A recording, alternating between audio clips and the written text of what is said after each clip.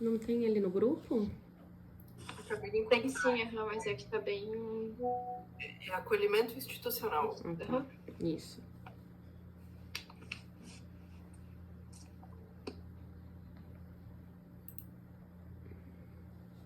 Vocês já vão começar com as perguntas? Podemos começar. Tudo bem pra ti, Luana? A gente já começou. Pode falar, gurias. Então, o nosso campo de atuação é o acolhimento institucional. Tem outros campos também ali, tipo Tribunal de Justiça, Delegacia Especializada, os CREAS ali, que dependendo do CREAS abrange um tipo de demanda. E aí, deixa eu só ver aqui. A primeira pergunta que a gente tem é a seguinte. Só um minutinho. Qual é a sua abordagem, teoria e como você aplica no seu dia a dia? Então, na verdade, assim, para contextualizar vocês também. Então, lá em Navegantes, né, a gente tem dois acolhimentos institucionais, certo? Eu atualmente eu atuo nos dois, né? Não é o correto, né? Não é o ideal, mas hoje eu divido, né, a minha carga horária nessas duas instituições. É só você? Oi? É só você nas duas? Psicóloga, sim. Tá. Né? Tenho uma assistente social em cada acolhimento. Então, assim, como é que funciona, né? Eu atuo nos dois, um acolhimento é de 0 a 12 anos, incompleto, certo? A gente recebe adolescentes nesse, só que é grupo de irmã, certo? E no outro acolhimento eu atendo, então, adolescentes de 12 a 18 anos incompleto, tá? O acolhimento de adolescentes, ele é recente, na Navegantes, tá? Ele vai fazer 1 ano de acolhimento aberto. Antes a gente não tinha acolhimento de adolescentes. Ou eles ficavam no de crianças, ou eles eram encaminhados a outros municípios, onde, né, a Secretaria de Assistência Social tinha, então, convênio, tá? A minha abordagem de formação é a TCC, né? Ela que eu fiz pós-graduação. A TCC em si, na prática, no dia a dia, na verdade, a gente não, até que eu não uso tanto assim, porque assim, dentro do acolhimento eu não faço atendimento clínico, né?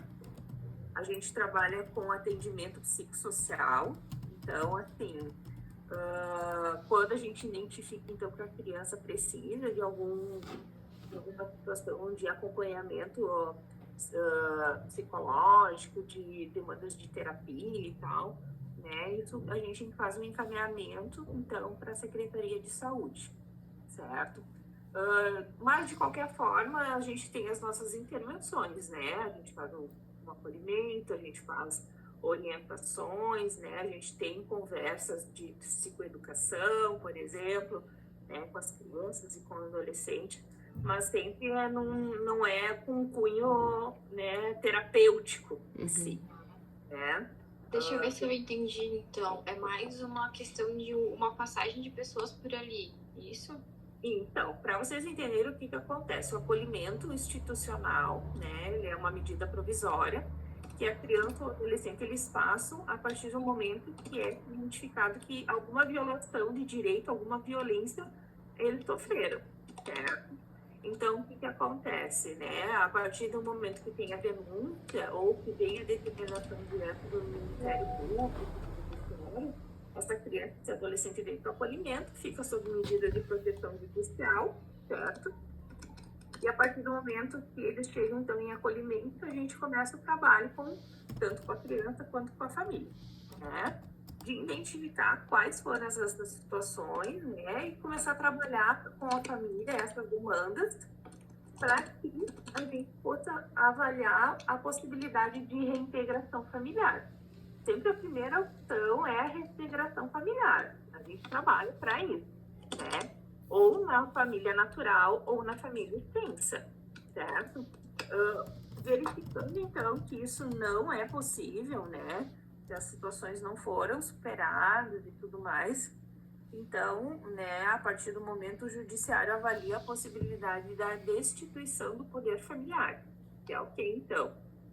eles avaliam que a criança não poderá então retornar à família de origem, que ela vai ter que ter então um outro processo onde esses pais deixarem de ser pais ou mães legalmente e essas crianças e adolescentes serão encaminhadas à adoção.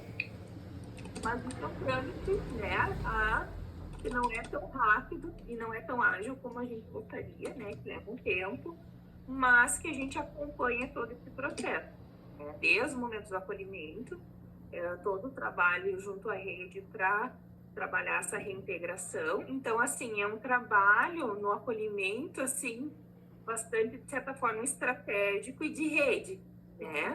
A gente defende e articula com toda essa rede para que possa, então, prestar, né, todo o atendimento que essa criança e essa família precisa para que aquela situação seja superada, né?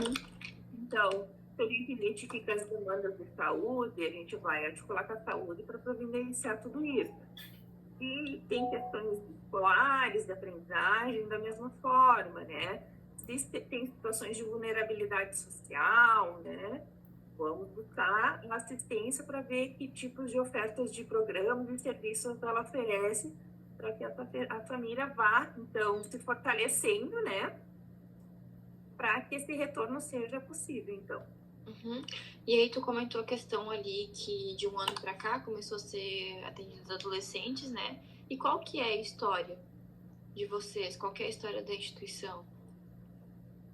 Na verdade, a história do adolescente... Pode ser uma instituição considerada? Qual que é a história envolvida? Quando que começou o projeto? Enfim... Na verdade, os adolescentes e navegantes sempre foram acolhidos todos juntos, né? Tá. Os adolescentes. A gente, enquanto equipe técnica, a gente nunca avaliou que essa era a melhor estratégia, né? Apesar da legislação vigente dizer, né, o ordenamento do serviço dizer que ele tem que ficar junto. Mas a gente entende que são, assim, você deixar uma casa com um bebê de 0 anos e com um adolescente de 15, 16, né, que já tem uma história, e às vezes, de envolvimento com tráfico de drogas, com outras situações, são demandas muito diferentes. São dinâmicas e intervenções de trabalho muito diferentes. Então, isso sempre gerou muito trabalho, muito conflito e tal. Então, assim, a gente conseguiu, então, né, o judiciário determinou, né, que fosse, então, instalado, né, e aberto esse acolhimento de adolescentes, né? Porque o que a lei prevê? Que esse adolescente, enquanto ele estiver acolhido, ele fique dentro do território dele, né? O que é o território? Né? É o mais próximo da localidade onde ele vive, né? Onde ele tem as referências dele, culturais, sociais, de amizade, onde ele não tenha maior número de rompimentos de vínculos, entendeu? Então, o que acontecia com os nossos adolescentes? Como o município não tinha acolhimento para eles, eles iam para outros lugares. Então, eles iam para Itajaí, iam para Florianópolis, Araquari, né? Iam para lugares muito longes. E o que acontecia? Além da situação de violência, além das violações de direitos sofridas, eles acabavam rompendo todo esse vínculo social e comunitário que eles tinham. Sim, a gente sabe que o vínculo é uma forma de afeto, né? Então, de estar ali cuidado. Então, eles perdiam todas as referências que eles tinham, né? Então, surgiu, então, uma determinação que o município cumprisse esse acolhimento, que estabelecesse, né, a abertura desse acolhimento institucional. Não foi do dia para a noite, tá, gente? Teve uma série de questões legais para que até isso acontecesse, né, no sentido de até virar um processo contra o município, no sentido de que ele cumprisse essa lei, né? Até então, efetivamente, isso ser colocado em prática, né? E o acolhimento institucional em geral, quando que surgiu? Tipo, qual que foi a história dele? Tipo, o objetivo? Não sei se tu tá há quanto tempo, né? Assim, essa parte mais histórica, assim, desde quando ele tá até... Olha, eu já tô no município há 10 anos. Eu ia falar, minha mãe também já tá mais... Eu acho que tá por aí também, mais ou menos. Eu acho que tem para mais de 10 anos, assim. É. Né? E o abrigo já era algo que funcionava efetivamente ali nessa época, já né? funcionava, antigamente já funcionava. Antes Sim. desse meu período, não. Eu não fiquei todo esse período no acolhimento, tá? Uhum. Eu tenho 2 passagens por ele. Uma primeira, onde eu fiquei alguns anos.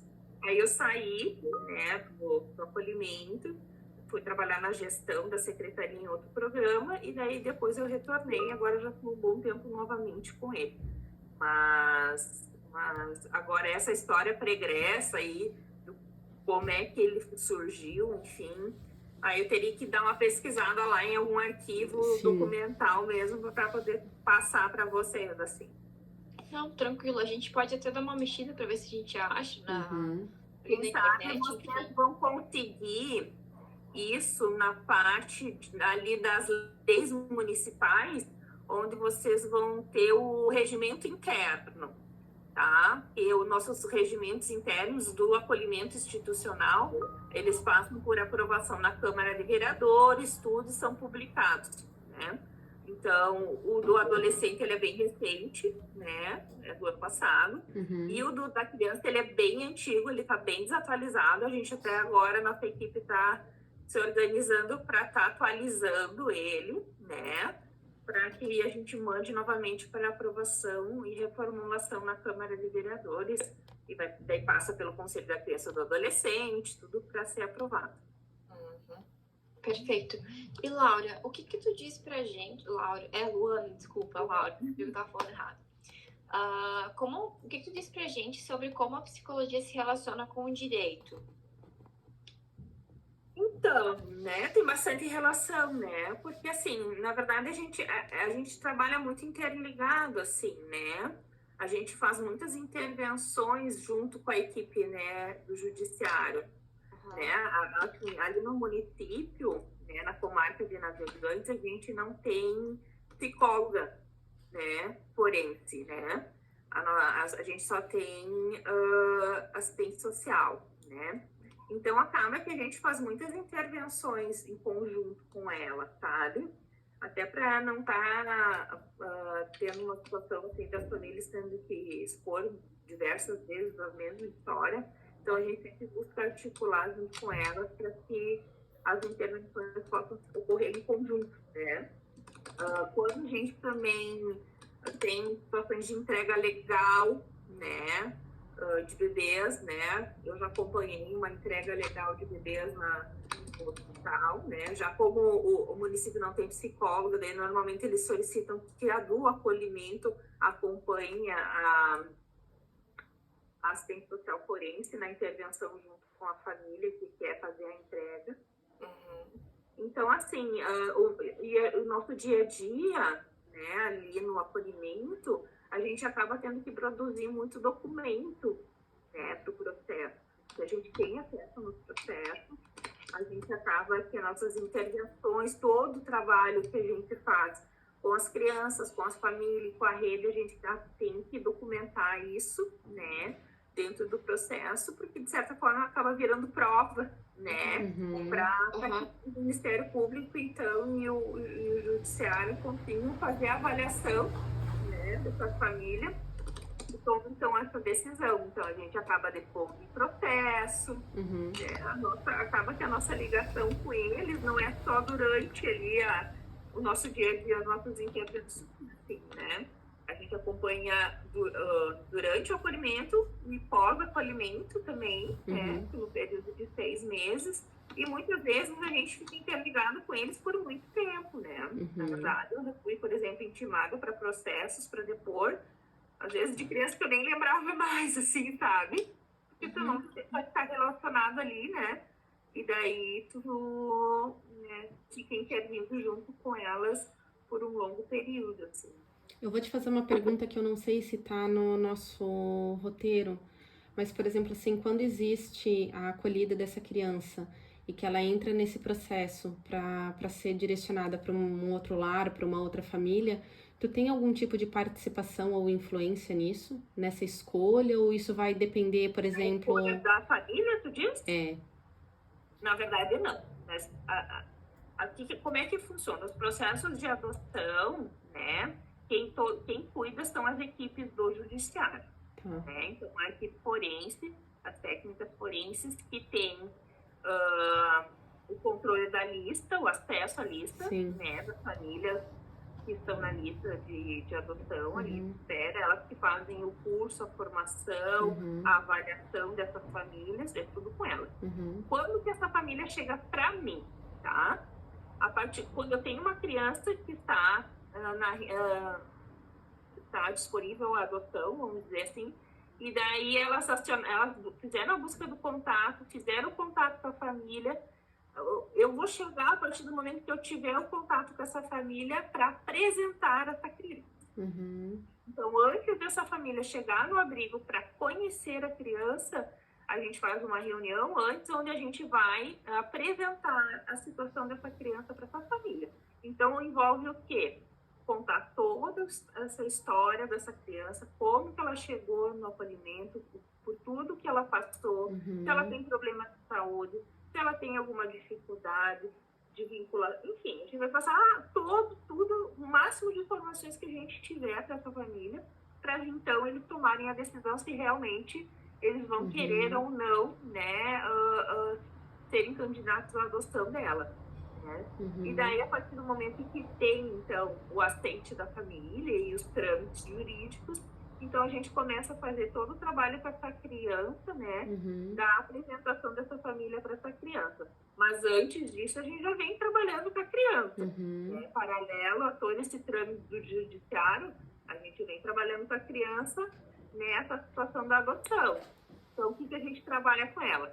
Primeiro, a gente trabalha a situação do desligamento dessa família, se ela já tiver um certo entendimento, né? Ela vai ganhar uma família nova, e a gente começa a trabalhar os perfis de família.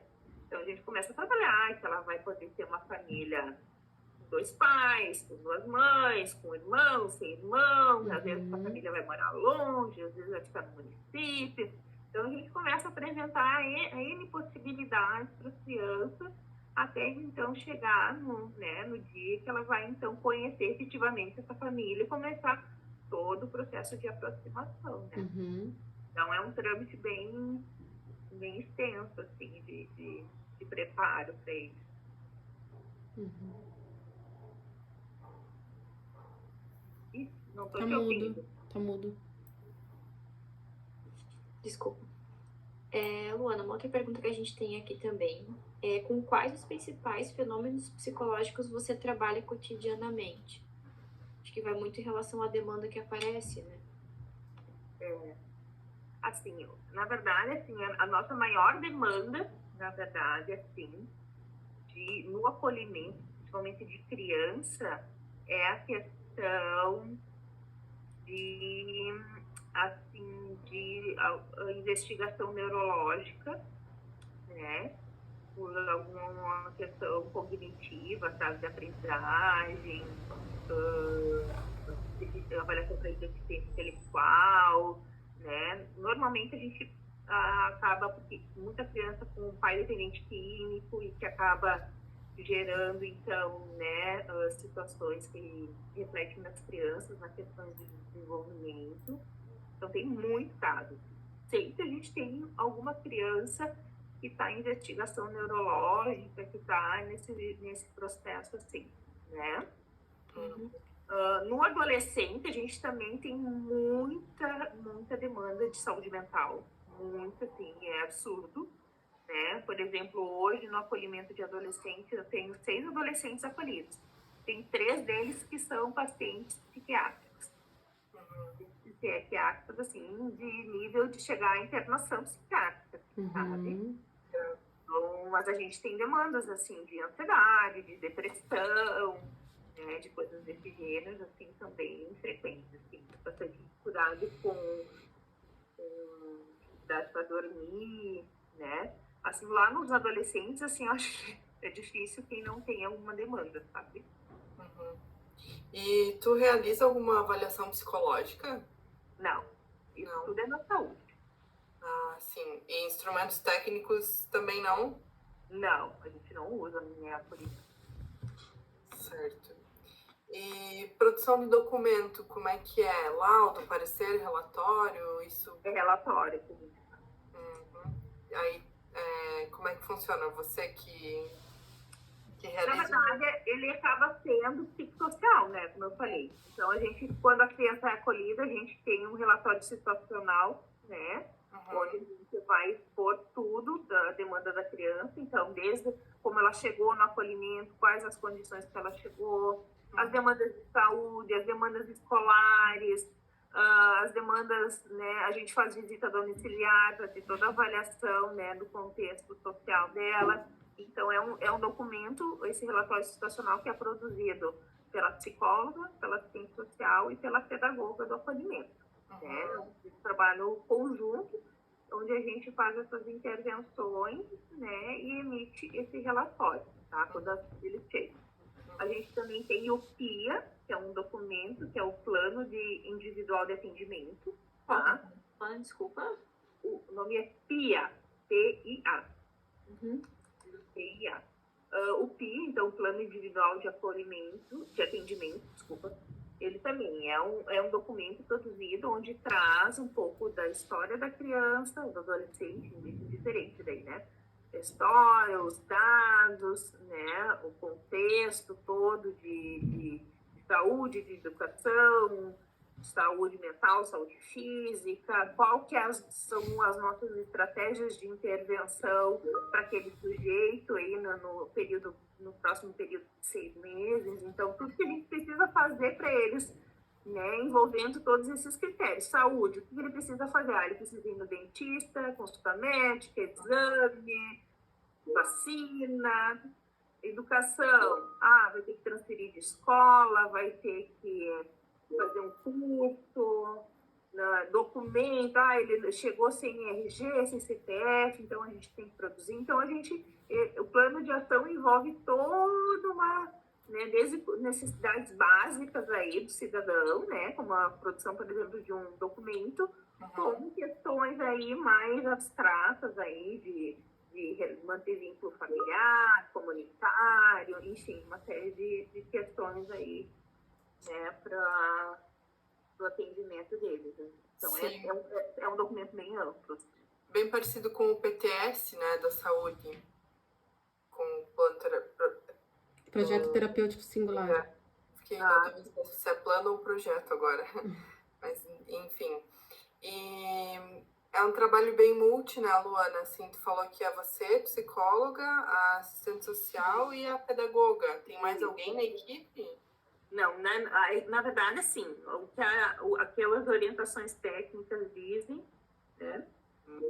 A equipe mínima é psicóloga e assistente social, né? E no acolhimento de crianças, hoje eu tenho uma pedagoga também, tá?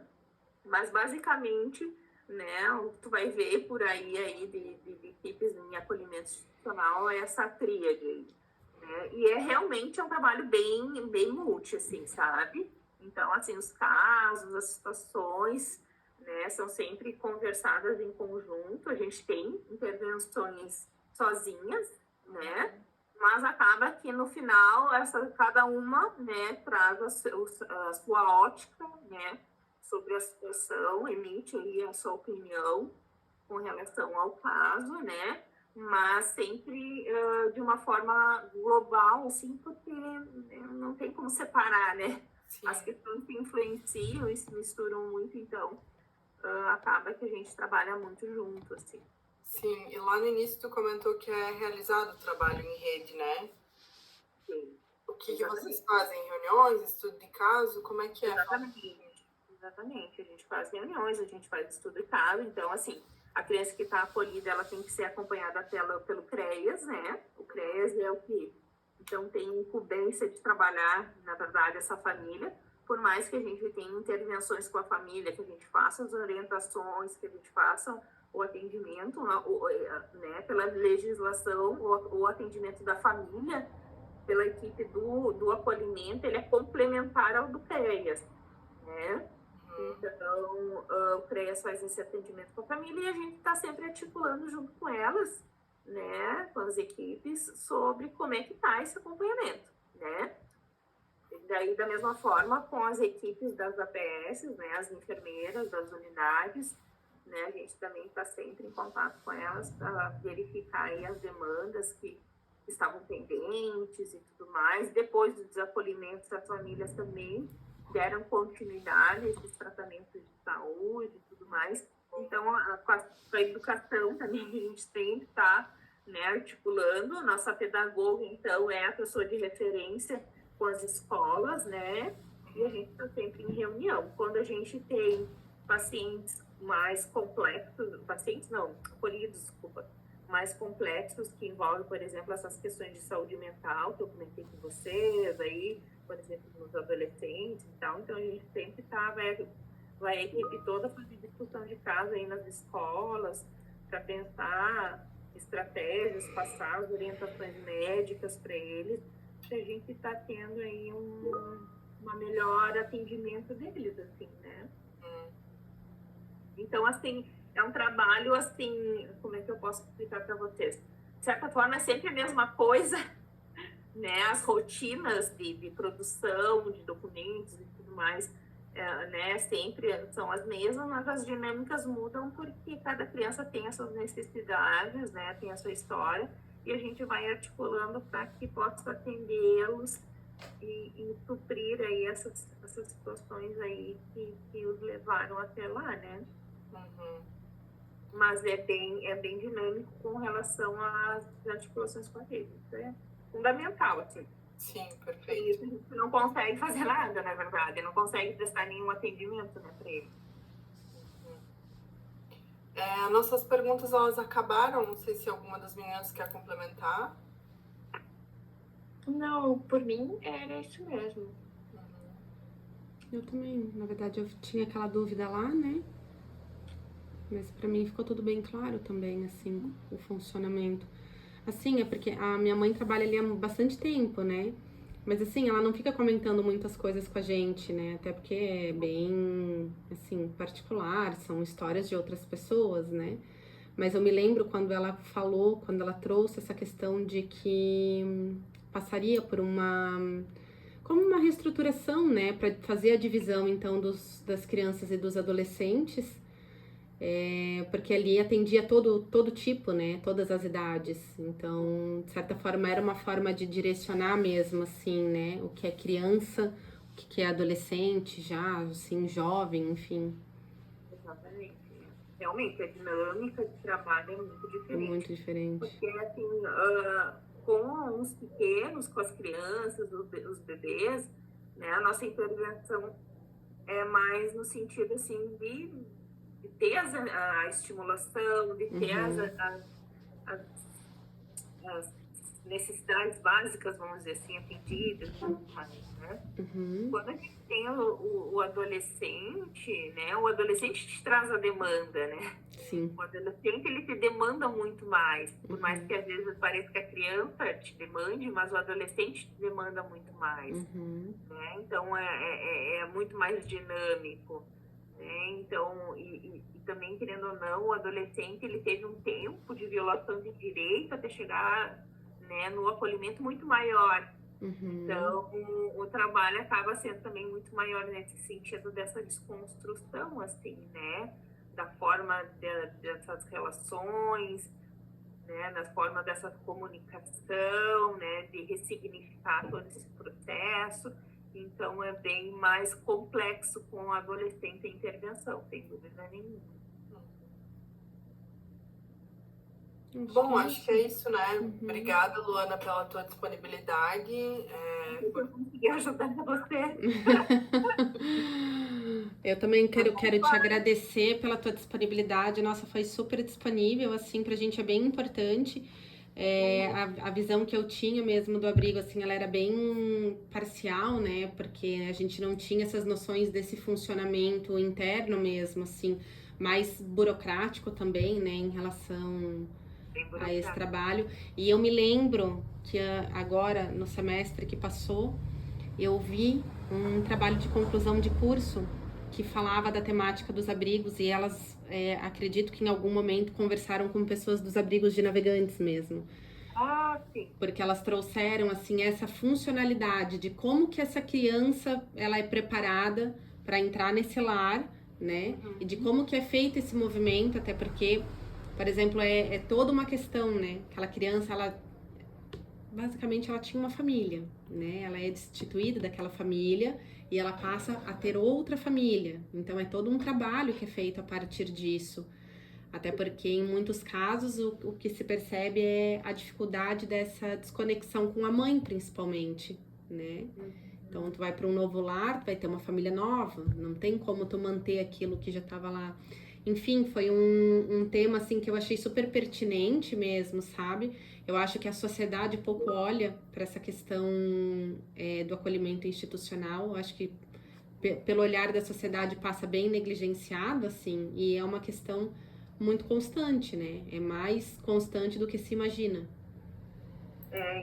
O que a gente observa também, assim, se formos para a questão do olhar da sociedade, até um olhar, assim, como se fosse restaurativo, sabe? Uhum. Então, assim, principalmente com os adolescentes, a gente observa muito isso. Às vezes a sociedade entende que aquele adolescente está lá em acolhimento institucional não porque ele foi violado, mas porque ele foi o violador do direito de alguém, né? Então a gente também tem que trabalhar com isso, assim, né? Até dentro do acolhimento com a equipe, né? Dizendo, olha, ele não está aqui para ser reestruturado, para ser... né? Ele não é um adolescente marginalizado, ele não fez nada de errado, ele é a vítima, né? Então, assim, todo esse trabalho exige bastante, assim, da gente, né? A gente não está aqui para ressocializar, né? Essa visão, assim, de ressocialização, de reformar, né? Como se fosse o acolhimento reformatório diante de algum comportamento institucional que eles tiveram, assim, né? Então, o nosso trabalho é sempre no sentido de que não, né? Eles são as vítimas, eles foram violados, eles estão refletindo todas essas violações aí, né? Nossos comportamentos, nossas emoções, enfim, tudo que eles apresentam pra gente, né? Que desafio. É bem grande. Realmente é um trabalho bem complexo, assim. Querendo ou não, a gente convive com eles ali como se estivesse dentro da casa deles, assim, né? A gente participa ali do dia a dia da rotina da casa, né? Então, a gente está ali na tarefa, a gente está ali na refeição, a gente também está ali mandando tomar banho, escovar o dente direito, a gente faz também esse trabalho de a família, né? Não sei, de certa forma, né? Eles precisam dessa orientação íntima, de, por exemplo, o paciente antes de entrar, né? De ir no banheiro puxar descarga, então, desde essas coisas mínimas, a gente também faz, assim, sabe, com eles ali no nosso dia a dia. Então, envolve muita coisa, realmente. Acho que é isso. Certo? Certo, obrigada, Luana. Boa noite, boa semana. Boa noite, boa semana. Se mais alguma dúvida, vocês mandem mensagem. Pode deixar. Obrigada. Obrigada, tá? Tchau, Obrigada a vocês. Espero te ajudar.